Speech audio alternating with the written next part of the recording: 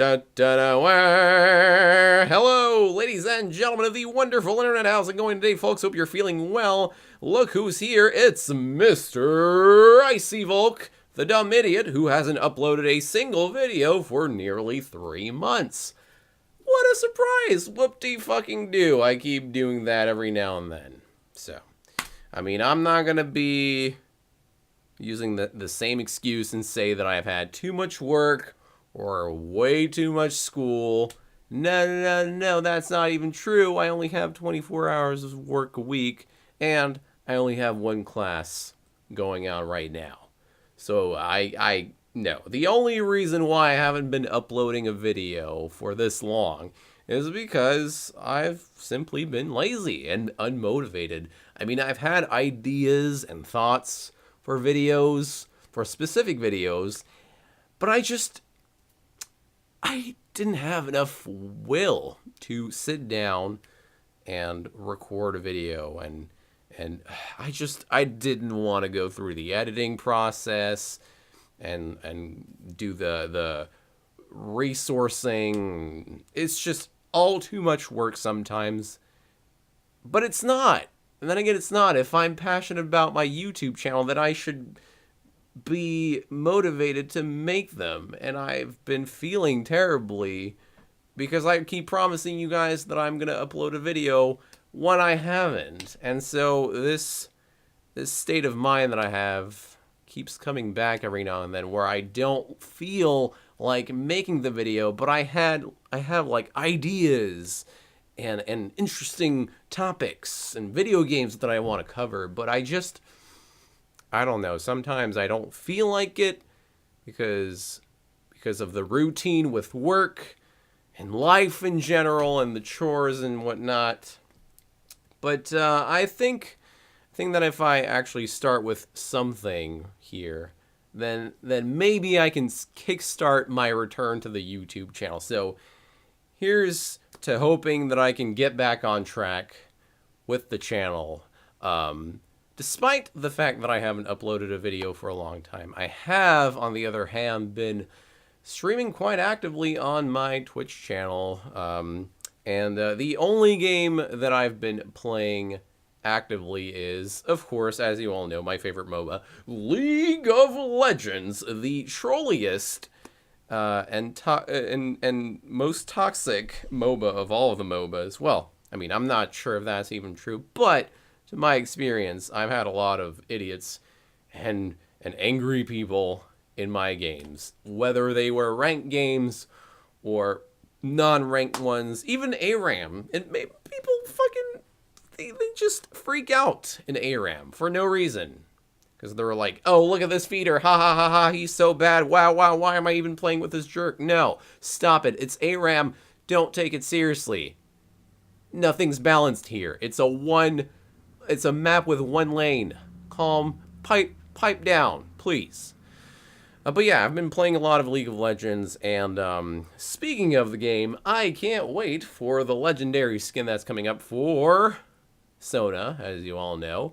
The legendary skin that's going to be released soon is DJ Sona, and it's going to be priced just as much as the Pulsefire Ezreal skin and the Udyr one, which I can't remember the name of, but it's going to be priced for $20, and I'm not even sure that if that's worth it. But considering how much work Riot Games has put into that skin, I think DJ Sona is definitely worth $20 in comparison to all the other available skins.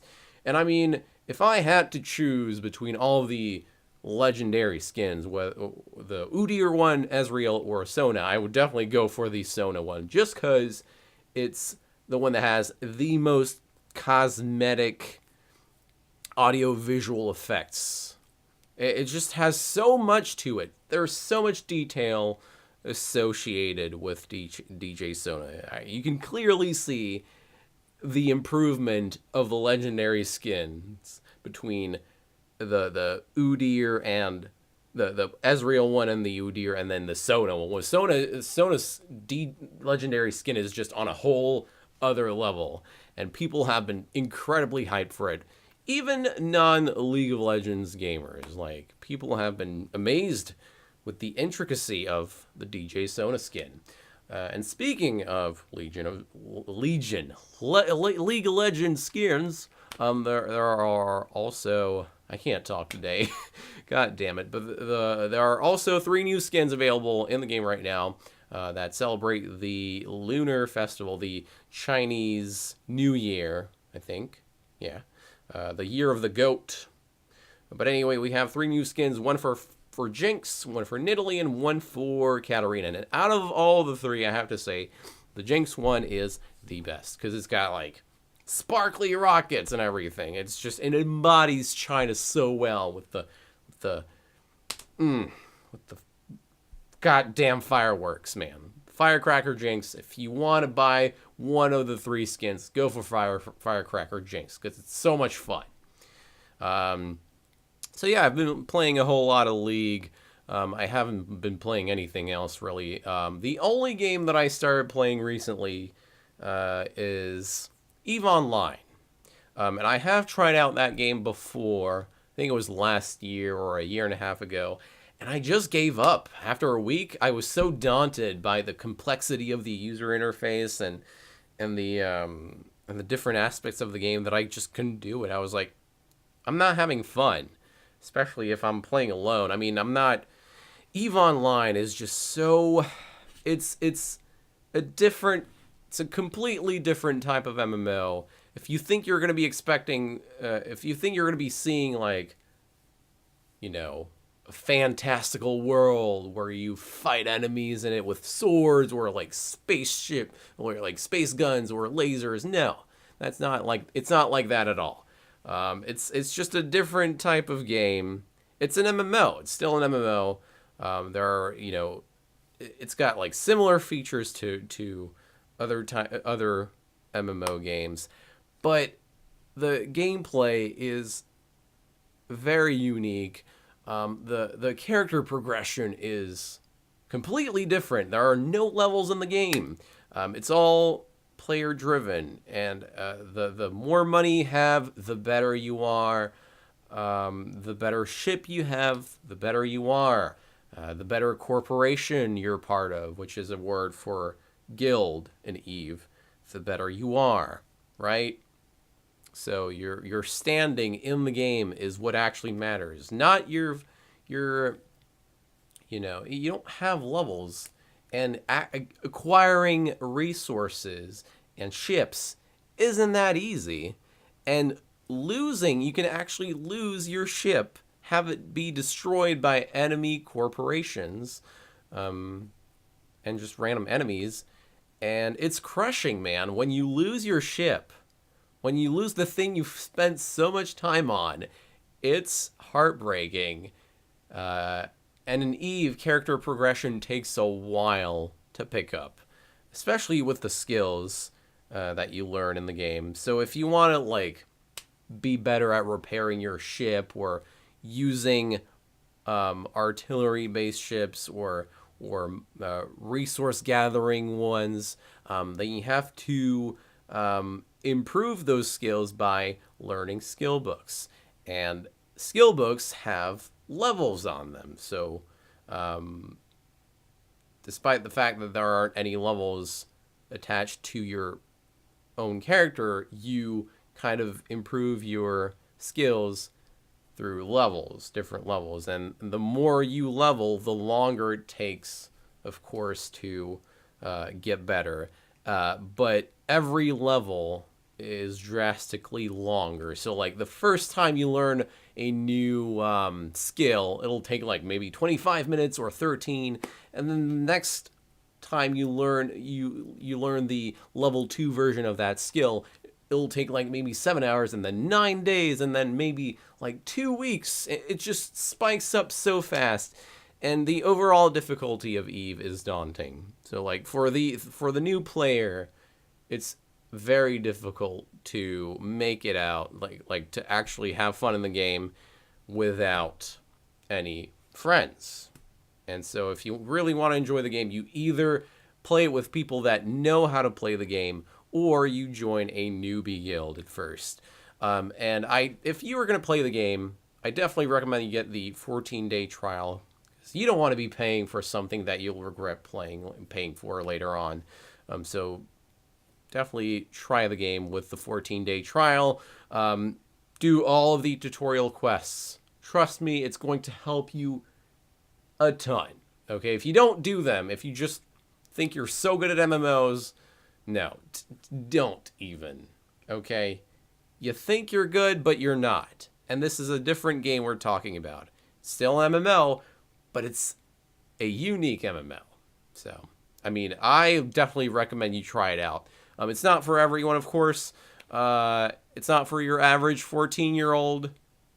Most 14-year-olds aren't mature, and so you've got to have some kind of like you have to basically put in effort into playing this game. It's not just about having fun and doing like, you know, LFR raids like in WoW. No. You have to take this game kind of seriously.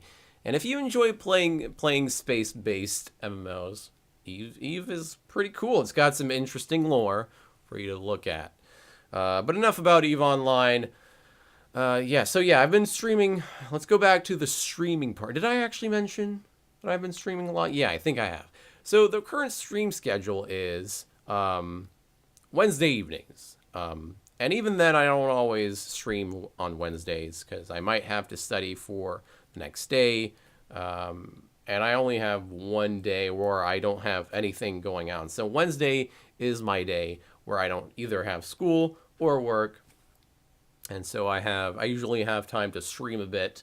But I really, really want to get back on track with the YouTube channel because I feel like, I have to vary up my content. And so I don't think streaming is going to help me, grow my persona and my what I like to do. And I, essentially like to make informative based videos. So I'm going to try to keep focusing on that. I'm just happy that I somehow found the will to sit down and record a goddamn video. I'm so happy to see you guys again, because I know some of you don't watch my Twitch stream, and so I know a couple of you have been waiting for a long time for me to put a video up, and so here I am once again, happy to see you. Before I go, I'm gonna soon stop the video, but I just wanted to mention this. Netflix is coming up with a Legend of Zelda Netflix show, which I find interesting. I'm kind of worried about it too, because I don't know how Netflix is going to make Legend of Zelda into a live action-based series. It kind of sounds weird to me, because Legend of Zelda is not oriented for the major audience. I mean, yeah, no, it's a family-friendly game and all. Like, there is not a lot of violence in it. It's got some good language, no cursing and all. But how is Legend of Zelda going to appeal to the mass?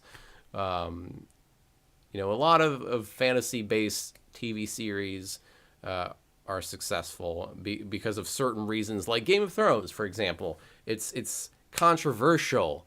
It's gritty. It's not like super high fantasy. It's low fantasy, and it's very character centric, right?